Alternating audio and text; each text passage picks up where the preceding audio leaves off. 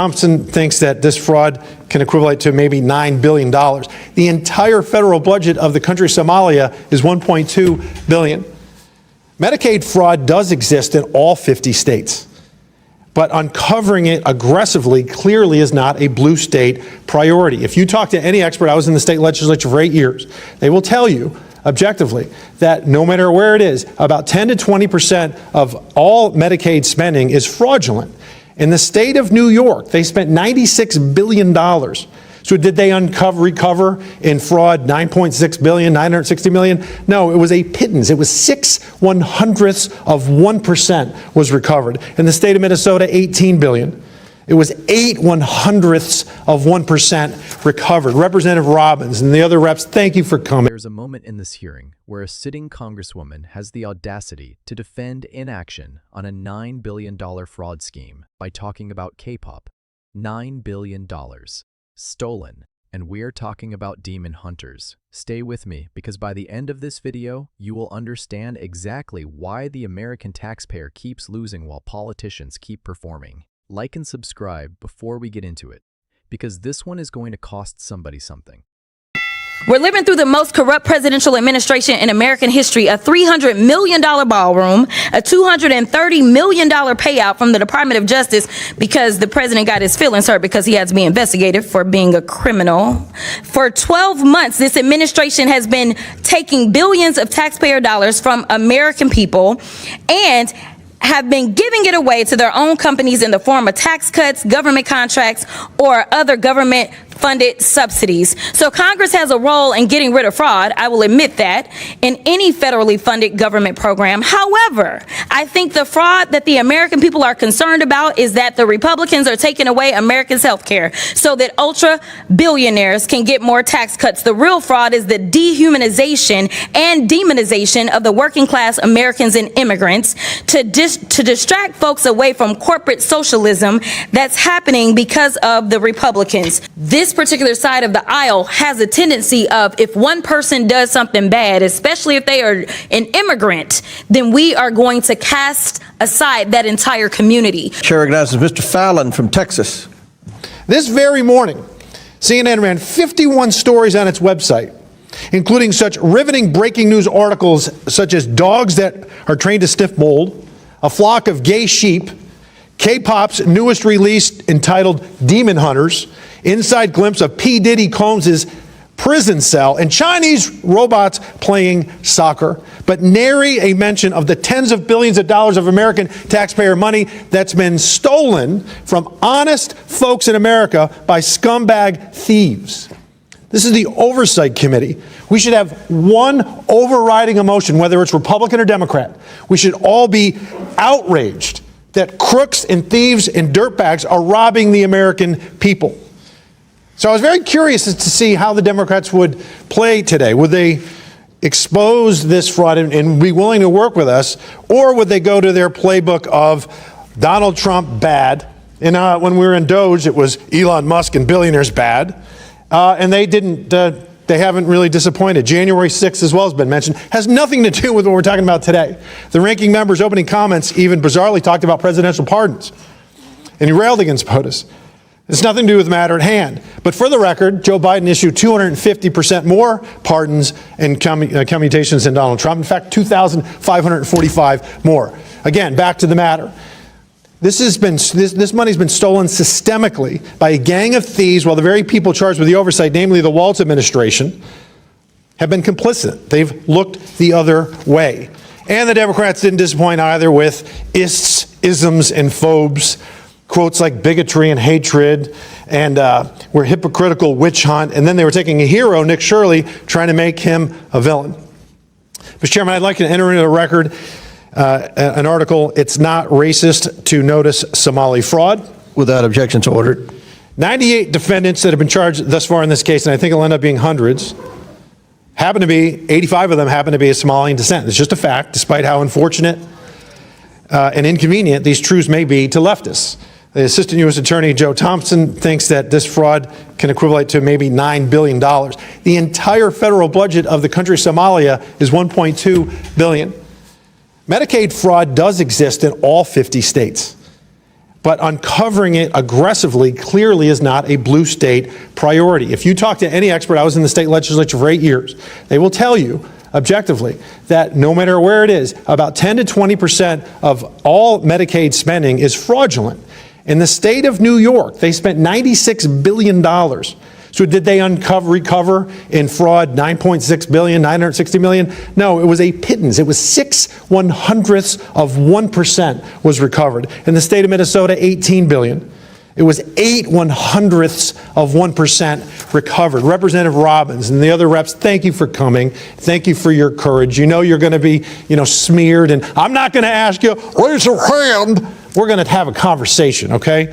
When Ms. Robbins, Representative Robbins, when you first uncovered this tectonic fraud, what was the reaction and actions taken by the Walz administration and your Democratic colleagues? Was it working hand in hand to create synergy and offer full support and help to unmask this fraud? Or did you face significant headwinds and fierce pushback to the point of opposition? Throughout our hearings, they would either deny or deflect or say, oh, they've handled it, or they're new on the job and they don't know. So those were the answers in the tenor of our hearing. I provided documents to them outlining, as I said, in February, of 72 child care centers I thought they should look at. They haven't done it. I've sent 6 FOIA requests or data requests that have not been responded to. So they have not been good partners in rooting this out. So block votes in Minnesota in 2016, it was so close that I think Hillary Clinton won the state by about 44,000 votes. But if you have block 50,000 you can rely on in Minneapolis, that's rather helpful to win an election in Minnesota. But you know what, Mr. Chairman? Our Democratic colleagues, whether they be in Minnesota or here on this Oversight Committee, they'll eventually lure. I'll yield back. Pat Fallon walked into that oversight hearing the same way he always does, armed, prepared, and completely unbothered by the noise. And the noise was loud. On one side of the aisle, you had Democrats opening with pardons, January 6th, and billionaires, topics that have absolutely nothing to do with why that committee was even assembled. The committee was assembled because somewhere between 40 and 60 million Americans on government-assisted healthcare programs are being robbed blind, not by some shadowy foreign government, not by some distant corporate villain, but by organized criminal networks that figured out nobody was watching closely enough to care. And yet, the opening argument from the Democrat side was essentially, have you considered that Donald Trump is bad? That is not governance. That is theater. And the American people deserve better than theater when the subject matter is $9 billion.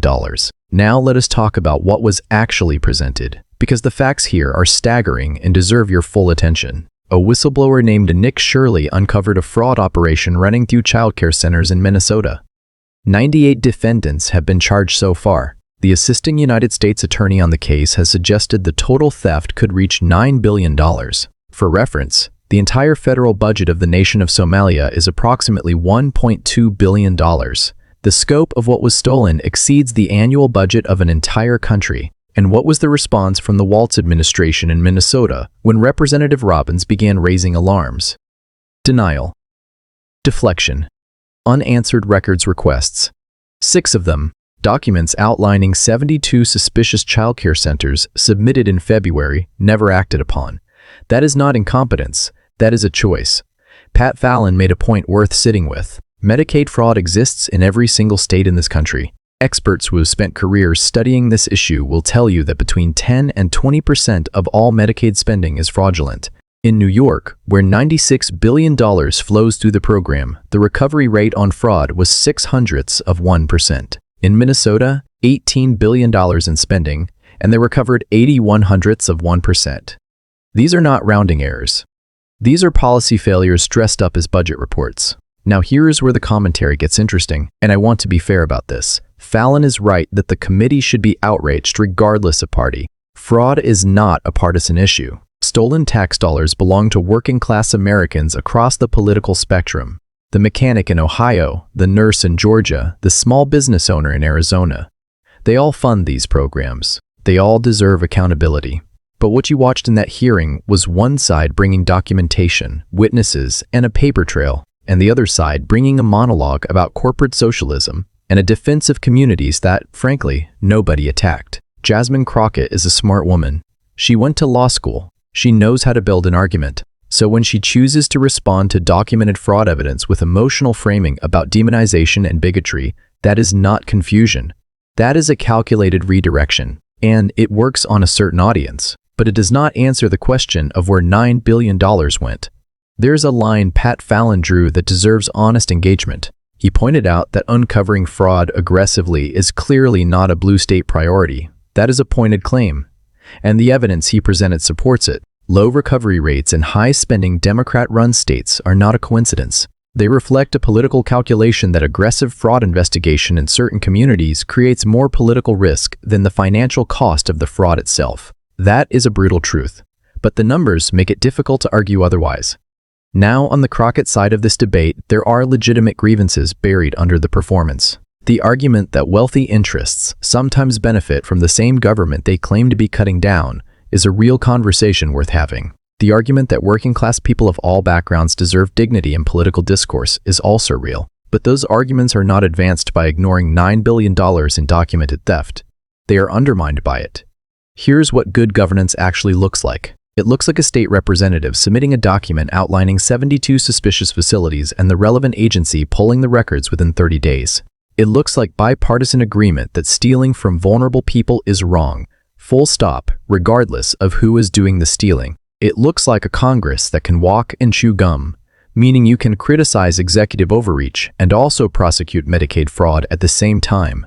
These things are not in conflict. What Pat Fallon did in that hearing was remind the country that the Oversight Committee exists for a reason. It exists because power without accountability rots, and right now billions of dollars are rotting away while politicians argue about who said what about which demographic group. The American taxpayer is not a political prop. They are the reason any of these institutions function at all, and they deserve representatives who treat their money with the same seriousness with which it was earned. Pat Fallon is not always going to be your favorite person in a room. He is direct, he is pointed, and he does not soften his framing for comfort. But when he walks into an oversight hearing with documented evidence of a $9 billion fraud scheme and the response from the opposing party is to pivot to talking points, he does not need to win the argument. The facts do it for him. That is what accountability looks like. That is what the people who sent these representatives to Washington are owed. My name is Brian. If this gave you something real to think about, hit like, drop your thoughts in the comments, and subscribe so you do not miss the next one. This conversation is far from over.